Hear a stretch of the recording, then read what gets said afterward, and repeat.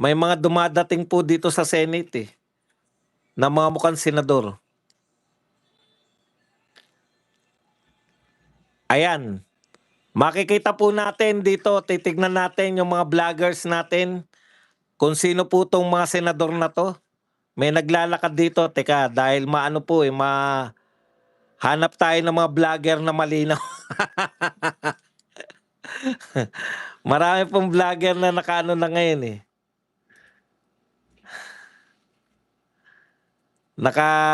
ayun, hindi po si ano to. Dumating na po si Mike Defensor dito po sa kumpulan sa labas. Marami na po tong tao Marami na po ang tao sa Senate. Ayan. Baka eto na po yung SMNI nariyan. Tignan natin. Marami po tong kasama. Mga rider, marami pong kasama itong si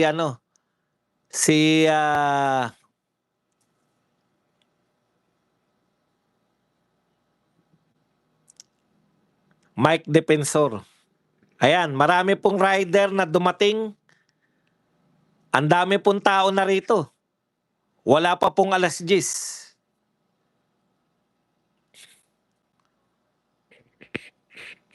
Okay, titignan nga natin kasi siyempre isang ano lang 'yan 'di ba? Senate pro tempore ang nagsalita. Paano po? Paano po pag yung iba?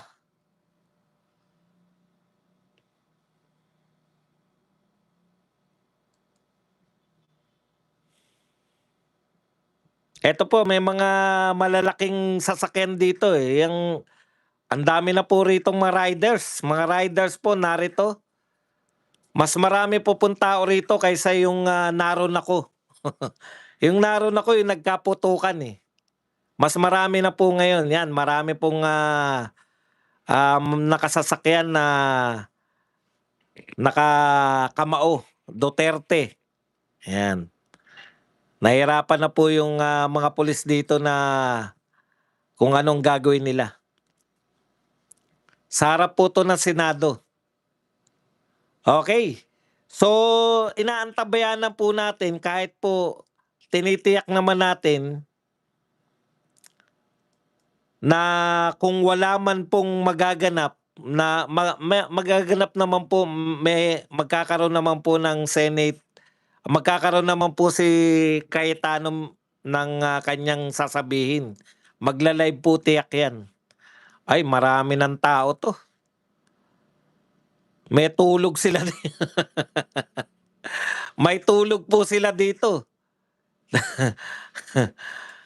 Magbalitaan po tayo kung saan po magaganap yung hearing.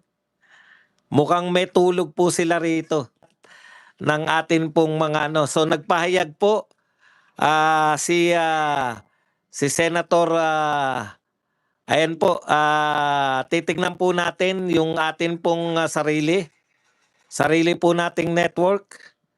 Baka meron na po. Eto, hanap po tayo rito sa ating sarili, yung DZR at saka ayan, meron na po. Eto na po si lang ako kasi maayos man. Sabi ko doon sa ating resource person, halika na, sinusundo ko kayo, let's go. Nagulat na lang ako na nakita ko doon si Secretary John Victor Mulya. Hinaharang ako. Yun palang papel. Somebody would prevent me from entering the Senate. This is my office. Again, thank you. Hindi ko na nakalain na yung Senate staff, yung media, dahil nasama na kayo doon. Kahit wag nakatulong na makarating ako dito sa hearing na to. Live na po to, live. This is the Senate. This is the halls of democracy. We will hold a hearing and we will continue. So hindi na ho akong papaligoy-ligoy. Good morning again po sa inyong lahat.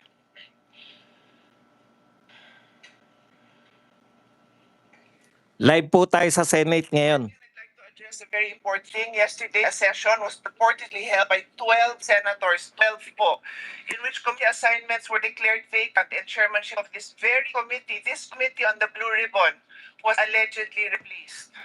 I stand for you today to state clearly and unequivocally that session was invalid. Wala po silang 13. Kahit grade 1, marunong magbilang. Kailangan ng 13. So wala ko silang authority gawin yung mga ginawa nila. The 1987 Philippine Constitution states, Article 6, Section 2, the Senate shall be composed of 24 senators. May narinig ko kayo 22? Wala. 24. Article 6, Section 16.2, a majority of each house shall constitute a quorum to do business. Rule 2, Section 2 of the Senate rule states, the officers of the Senate shall be elected by the majority vote of all its members. Majority vote is 13. When 12 senators convene and purportedly held session, how can that be valid? Nung tumakbo si Senator Gatchalian at sinabi niyang, ang dami yung posisyon, di ko na humaalala lahat.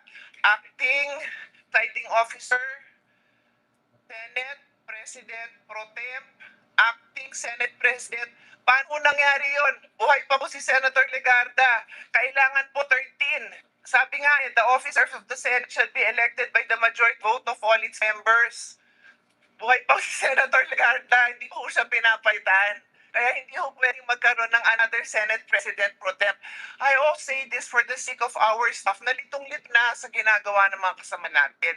Yan po ang reason kung bakit tuloy ko tayo because I would happily give up this position. Alam niyo po yun, hindi ko pinapangarap na maging chairman dito. I'm just doing my job.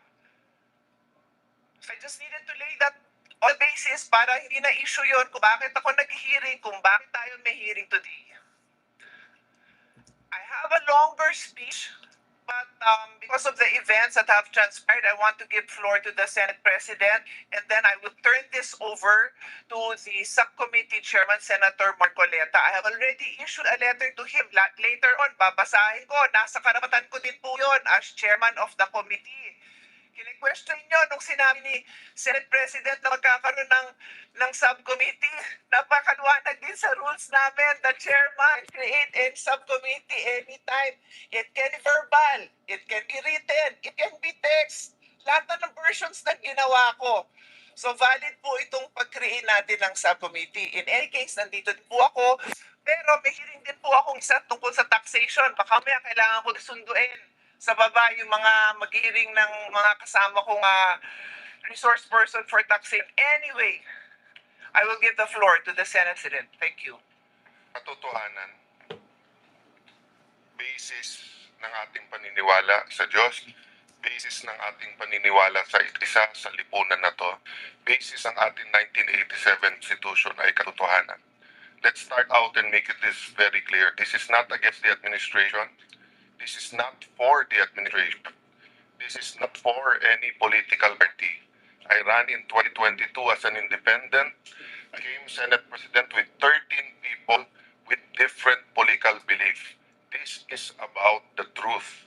So let me read this into the record. Revised Penal Code as amended by Commonwealth Act number 264 restored by EO number 187. Acts tending to prevent the meeting of the assembly and similar bodies. The penalty of prison correctional or a fine ranging from 200 to 2,000 pesos or both shall be imposed upon any person who by force or fraud prevents the meeting of the National Assembly, Congress of the Philippines, or any of its committees or subcommittees, constitutional commission or committees or divisions, or any political board, or city or municipal council or board. Article 144, as amended by Commonwealth Act 264 as restored by EO 187, disturbance proceedings, the penalty of arresto mayor